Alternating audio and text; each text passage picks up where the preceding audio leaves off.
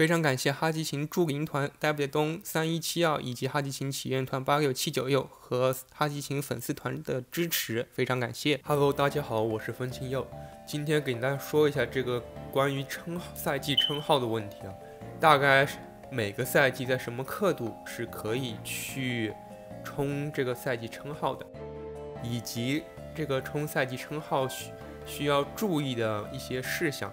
雖然呢，我之前已經出過一期關於偷榜和守榜的一個攻略，但是呢，似乎有很多人還是很有疑問呢。那首先呢，這個賽季稱號的話，你要衝賽季稱號是跟刻度關係沒有那麼大。為什麼這麼說呢？因為這個模式的話，它總體會跟你的刻度相關。但是養成它不一定跟你的刻度相關。什麼意思？就是你刻的多，雖然你在養成這方面你可以獲得更多的資源，但是呢，這個資源呢，它是可以囤的。像你看我左邊這個號，就很明顯，正常的這個刻度呢是不可能達到這個養成的原初之星的1015是不可能的。但是呢，我是可以通過囤這個資源去趕上一些刻度比較大的玩家的一個進度。所以呢，很多人說賽季稱號是氪老專屬的，其實也並不一定。因為在這裡我有一個方法能讓大家花更少的錢拿到和氪老相同的資源。這邊跟大家推薦藍天手遊袋鼠，這不是一定要用，只是給需要的人一個選擇。藍天袋鼠是一家多年老店，官方3萬人以上，數字網100多萬保證金的商家，便宜、快速又安全。這次藍天袋鼠也準備了豪華大禮要送給大家哦！只要加入藍天官方 LINE， 並且向藍天發送訊息風情抽抽，同時訂閱風情佑的 YouTube 頻道，並且按讚支持影片，然後在影片底下留言感謝藍天，我要中大獎。之後會找一天抽出一份999加500代金券大獎來送給幸運留言的觀眾哦。記得要去官方 LINE 傳信息，影片要留言才符合資格哦。得獎名單會公布在該影片的置頂留言，請大家密切關注該影片，並且在公布之後的5天內用 LINE 聯絡藍天來領獎哦。現在找藍天儲值賬件傳說報上風情推薦，原價329.999加500代金券，只要2700出頭就有，其他品項也有甜甜價和多種支付方式哦。另外，不管你是大佬還是萌新，都歡迎加入這個賬件 LINE 討論群，在群裡會不定時舉辦各種抽獎，讓你爽拿福利哦。最快最便宜的藍天手遊袋鼠等你來加入哦。那至於刻度比較小的玩家呢，如果你想要衝賽季稱號，我會推薦呢，在這個 S2 的時候去衝。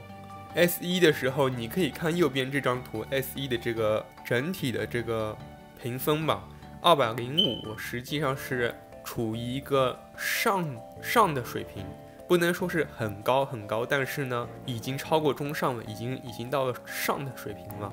你也可以看到這個刻度呢也是比較高的，所以對於那些小氪左右的玩家呢，他們如果想要拿稱號 S1 的話，我是不推薦的。那麼我是推薦 S2 去拿稱號，為什麼呢？因為這個時候呢，很多大佬 S1 的大佬呢，要麼已經退坑了，要麼呢，他們是在 S1 的時候都梭哈的差不多了。那麼你就可以利用這個資源差去趕上這個大佬的進度。比如說大佬在 S1 的時候把資源用的差不多了， S2 的時候沒有囤多少，那麼你如果在 S1 的時候就開始囤，你可以看到我這邊實際上是從 S1 開始囤的，這個是97名。我這邊拿了個 A， 甚至連 S 都沒有拿到，主要的原因就是為了去囤這個 S2 的資源。有些人可能會有疑問呢，就是 S1 的時候，就是你為了某一個賽季去衝比較高的一個程度，你去提前囤這麼久，那是不是會很坐牢呢？你看我這邊97名呢。實際上我並不覺得我很坐牢，說實話，這個東西的話，有些人會覺得坐牢，但是對於我來講，我不會覺得坐牢。我覺得這是我這個刻度，當時的話是沒有氪嘛，我這個刻度的話都還行，就是都還行。像我這個副本，當時我打這個副本遠水大社的話，是我記得噩夢在黃泉閣開之前就可以打上噩夢了，然後黃泉閣開了之後呢，好像過了2天才打的普通，最後呢也是打上了黄泉閣的噩夢。所以呢，你說我坐牢，其實我倒覺得還好，並沒有那麼坐牢。那麼有些人也會覺得我這樣做可能會導致我整體的賽季，就是下一個賽季的戰力跟不上。但是你可以看到我這邊的話也還行，也跟上了，是吧？雖然我這個 S1 賽季的整體戰力是在接近於100，有時候會100之後沒了，接近100或者100之後呢，但是我實際上從這邊看的話，當時我 S1 的整體賽季的一個戰力在90到70之間，這個台服的這個號。那麼在龍之國和羽之國出依然能在50到40左右之間，我覺得還是一個能接受吧。然後呢，就是一個關於很多人会跟我在討論的一個問題啊，就是說衝榜，如果你想要衝榜，你就不要去囤這個資源，你就把你的秘境全部都梭哈掉，都用掉。這是一個最穩妥的拿賽季稱號的方法，而不是說像我之前在攻略上那樣講的，去囤啊，去看大佬，去怎麼說呢？就是最後一刻再去多衝一下。那麼怎麼說呢？我倒覺得他們這個說法沒錯，但是呢，可能是站在極小部分玩家的立場。或者說他們可能根本就沒有拿到過賽季稱號哦。為什麼這麼說呢？我給你看吧，我這邊排行榜，你看這個榜2，對不對？它榜2，我給你看了我最近的聊天記錄，就是今天剛剛聊的。你看他這邊說，我找一下，你看他這邊就是上周說的，問我你這個賽季評分這麼高啊，怎麼這麼高啊？對吧？我說我龍之國4244，現在變成6444了，對吧？結果他說你太有實力了。然後你再回頭去看一下這個我們這個排名啊，你看看他榜2的這個裝備等級，你說你再來回頭看一看他說的這句話，他說我6444很厲害，給人一種感覺，对不对？你太有實力了，給人一種感覺，讓我覺得他實際上是沒有買6444的，甚至更低。但是如果你回頭看他這個賽季的這個裝備等級，你覺得你會相信他買這個6444嗎？不可能的，他這個最起碼是4個6，甚至886的這個一個程度，240。我是全程買4個6，然後呢囤了龍之國一個賽季的，那最近也是開始買4個8了。他這邊其實是跟我差不多的，包括這個技能等級。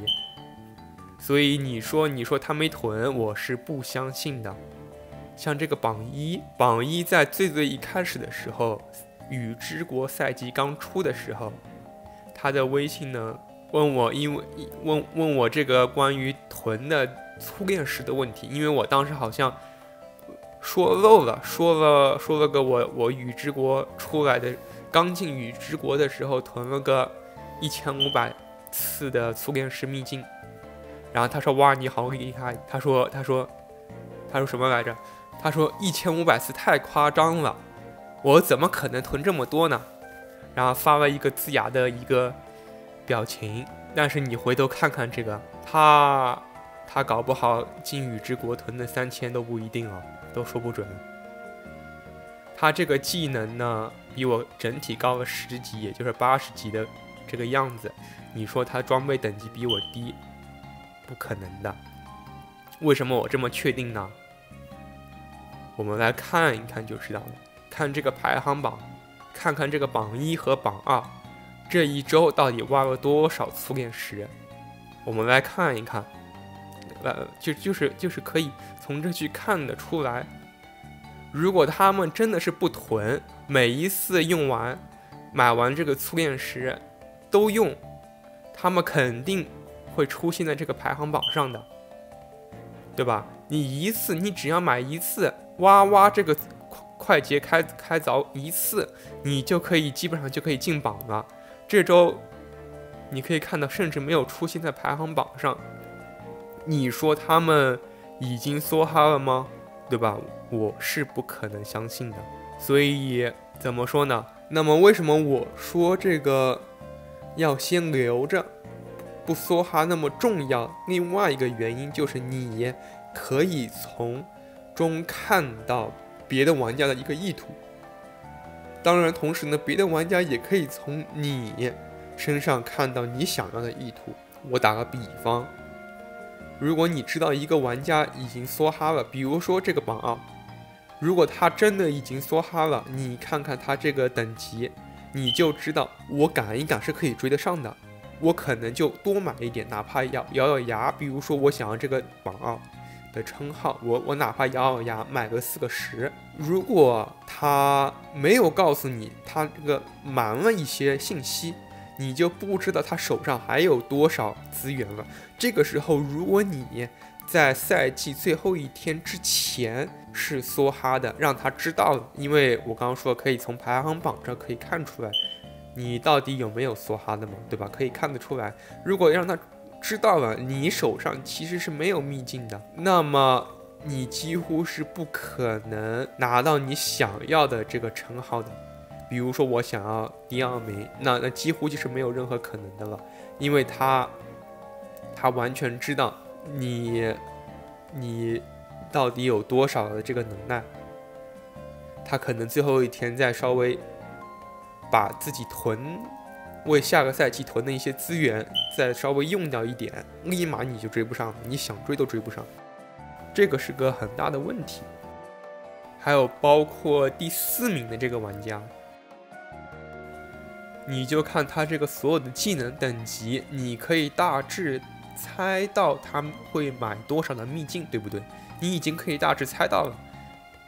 但是呢，你可以看到他這邊裝備等級都是比我低的。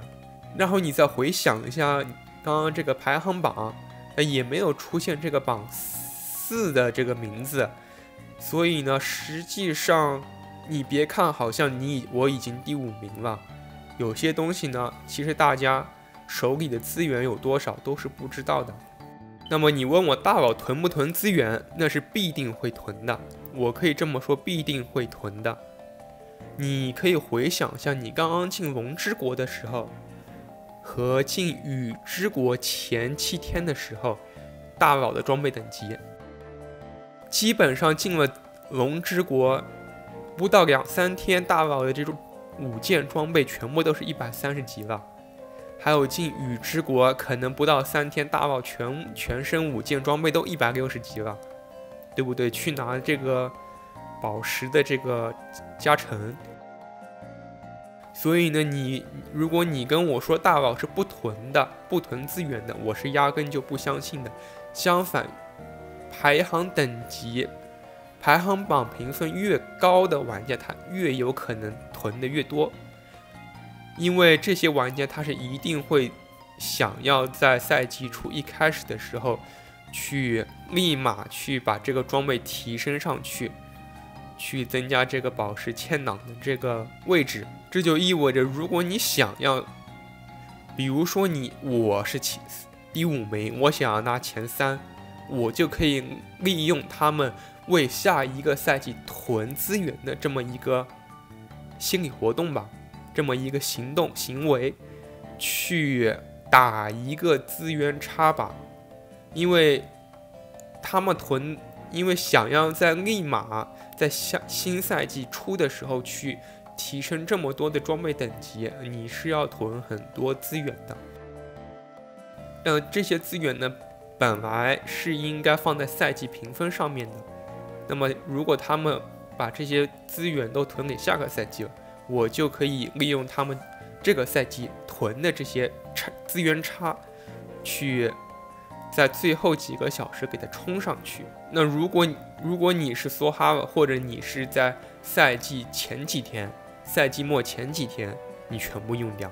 比如說我进 S4 赛季還有3天，打個比方說我還有3天，我就把這1600次鐵礦都用了，那麼人家立馬就反應過來了嘛，人家也就立馬去追上，哪怕下個賽季可能會少一點資源嘛，但人家肯定會用，保住人家自己的這個稱號。說白了就是你知道你的刻度和人家差不多，甚至你的刻度更少，但同时呢你又想要拿到不屬于你刻度的称號，你就可以用偷榜的方式去獲得。因為很多玩家尤其是氪佬，他們就是会有一種什麼心理呢，就是拿到称號之后他們會覺得很滿足，然後呢下個賽季出光速退坑。不知道大家能不能明白我的意思。就比如說泽之国拿到了一個榜1的称號，賽季稱號，然後龍之國開的當天就退坑了，光速退坑，這就很讓人難受了，因為你知道如果你偷榜的話，那個稱號就是你的了。所以呢，我這期影片其實就是希望可以幫助到大家了解一下這個偷榜的一些小知識點或者細節，以及為什麼你要去偷榜。如果这期影片能夠為你解答一些關於這個為什麼要偷榜的疑惑的話，那麼也請大家多多給我的影片點點讚，非常感謝，因為這對我真的很重要。同時呢，也可以加入我的 Discord， 去分享你在衝榜上面的一些疑惑以及心得，去幫助更多的玩家獲得自己想要的賽季稱號。那我們下期再見，拜拜。